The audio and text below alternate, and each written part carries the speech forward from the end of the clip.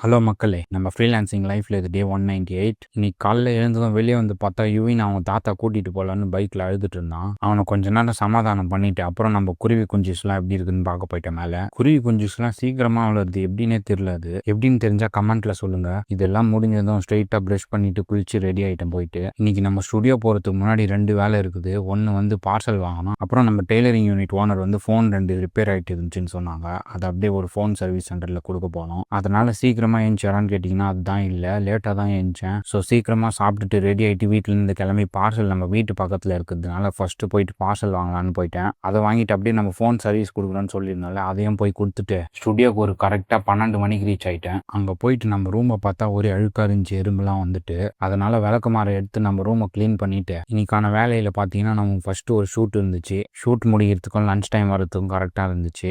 லஞ்சை சாப்பிட்டு முடிச்சுட்டு எடிட் பண்ண ஸ்டார்ட் பண்ணியாச்சு. அப்புறம் ஒரு கண்டினியூஸாக 3 hours எடிட் பண்ணிவிட்டு அங்கேருந்து கிளம்பியாச்சு வீட்டுக்கு. அப்புறம் வீட்டுக்கு வந்து ரெஃப்ரெஷ் ஆகிட்டு ரெடி ஆகிட்டு கிரவுண்டுக்கு கிளம்பியாச்சு. இன்றைக்கும் பார்த்தீங்கன்னா கிரவுண்டில் நிறைய பேர் வந்திருந்தாங்க. நம்ம போனதான் ஷூ எல்லாம் மாட்டிக்கின்னு வார்ம் அப்லாம் பண்ணிவிட்டு இன்னொரு சைடு பார்த்தீங்கன்னா நம்ம சீனியர் பிளேயர் ஒருத்தர் வந்திருந்தார். அவர் சின்ன பசங்கள்லாம் போட்டு புழிஞ்சு எடுத்துன்னு இருந்தார். அப்புறம் அங்கேருந்து விளையாடி முடிச்சுட்டு வீட்டுக்கு வந்து நம்ம வீடியோஸ் எடிட் பண்ணிவிட்டு கொஞ்ச நேரம் ரிலாக்ஸ் பண்ணிவிட்டு டின்னரும் சாப்பிட்டு முடிச்சிட்டேன். இன்றைக்கி கதை அவ்வளோதான். நாளைக்கு பார்க்கலாம். பாய்.